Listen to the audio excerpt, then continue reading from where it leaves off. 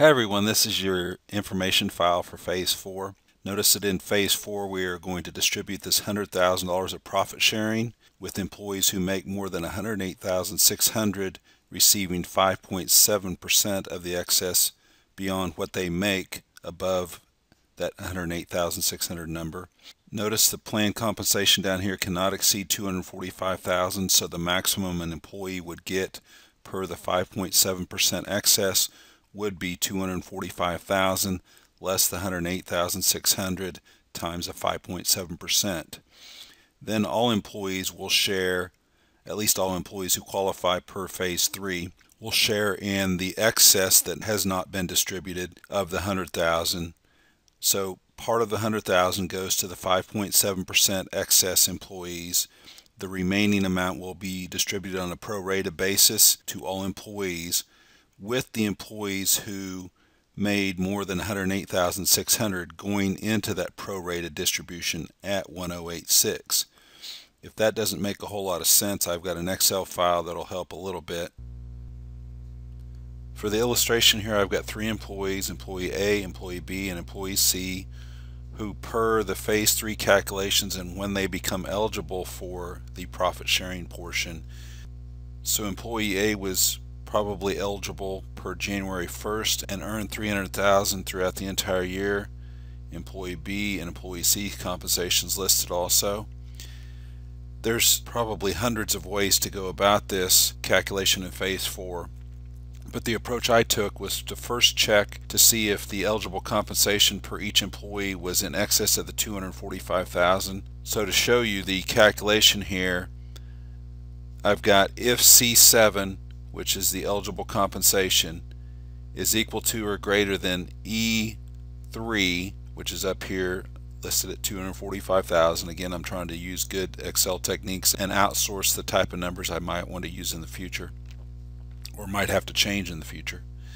If this eligible compensation here in C7 is greater than or equal to this maximum compensation of $245,000 up here in E3, then I'll use E3, which is that maximum compensation.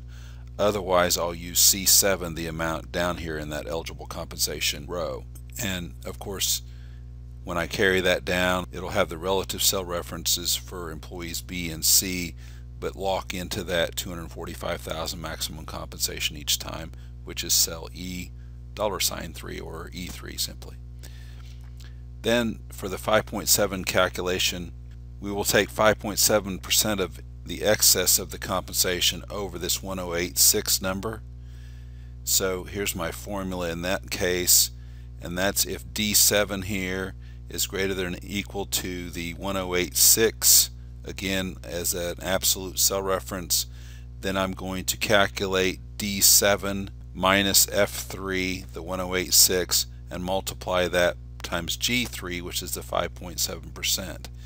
So in essence, this cell right here is calculating 5.7% of the excess of 245 over 108.6.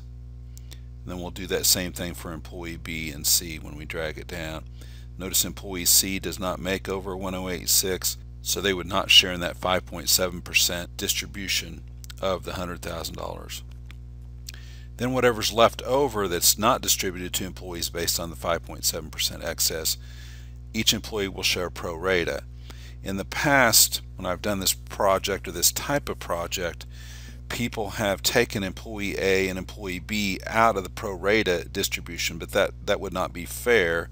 They should go in the pro rata distribution at that limit 108.6, so that somebody that's earning just over 108.6 doesn't just get 5.7% of a very small excess over 108.6 and then not sharing the prorated distribution at all. So when you add these three totals up, you get 292,200 for a total. So employee A represents 37.17% of that, employee B represents 37.17% of that total, and employee C represents 25.67%.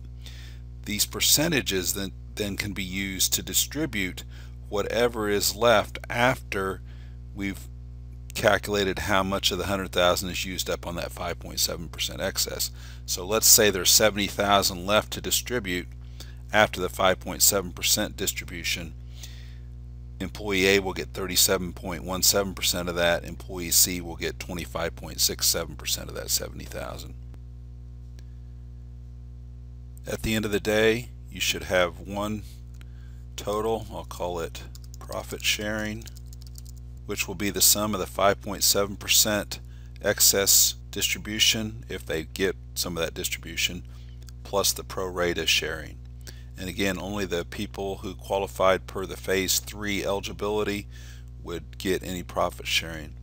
So one column, profit sharing allocated to each employee.